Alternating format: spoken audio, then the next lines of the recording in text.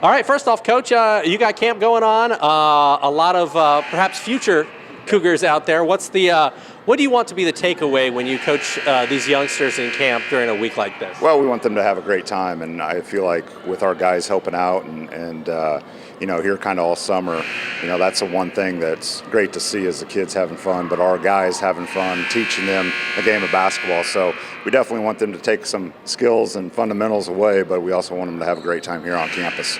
Tell me about the off season for St. Francis. Obviously, you've added to the roster, and it sounds like you got some bigger bodies coming in for this upcoming season. Well, we're excited. We added some height, which we were one of the smallest teams in the league, and feel like we're now becoming one of the biggest teams in the league with some front court players at 6'11", 6'10", 6'8". So, we're excited. Also, a couple transfers that will make a huge impact in the Crossroads League and for our team. So, we're looking back to being back where we normally are at the top of the Crossroads, and hopefully we can do that this year. There's the saying that iron sharpens iron. I think that's probably true in the Crossroads League when you take a look at, Huntington's gotten better over the last couple of years. IWU's always good.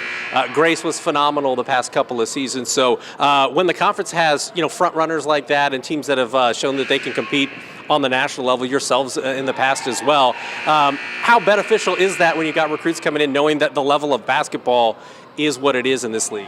Well, you look across the Crossroads League, and like you said, more and more teams are drawing. We've gotten Indiana All-Stars the last 2 years with Brandon Northern last year and Luke Almodovar from Noblesville this year. So we're excited about Luke and what he can bring, but it's not just us. It's everybody in our league getting, whether it's D1 transfers, D2 transfers, Indiana All-Stars, more and more local talent, Indiana talent is staying in the Crossroads League. So it makes it challenging every game, and we know that. Our players know that, and I think that's what's so attractive about our league right now is the caliber of play.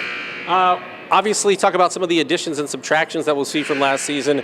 You graduate Antoine, who was the all-time leading scorer in St. Francis. Dan is probably done as well. It's hard to keep track now with the 5 years and the COVID year and everything like that. But you guys are adding Charlie and obviously adding some of the size that you mentioned already. Yeah, obviously Kush and Dan had such huge impacts on our program.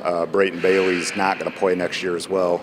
But adding Charlie, and especially when we added Charlie Yoder at the break, he got a semester in to practice with us, learn our system, get acclimated with everybody, and he feels comfortable. And I think he's going to be one of our leaders this year.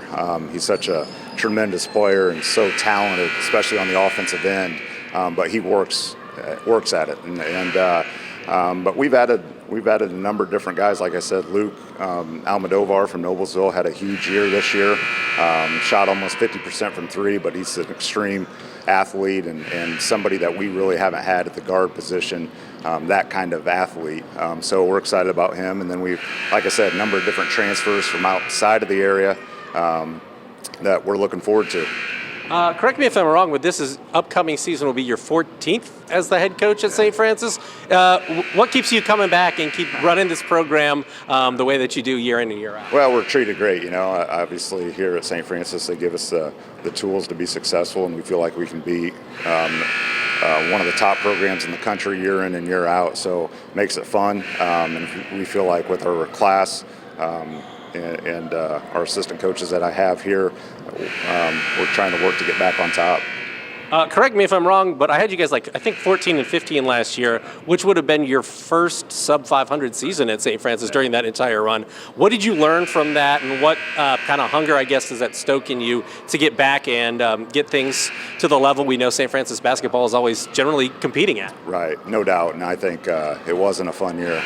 By our expectations, our players' expectations, it was a kind of a letdown, and I think you'll see with the class that we put together, that's what we're excited about. We could, looking at, I know with the transfer portal and all that stuff going on now, but we could return everybody that we currently have on our roster the following year, so we could have a really solid core for the next couple years, and that's what kind of drives us, and especially having a 14 and 15 season.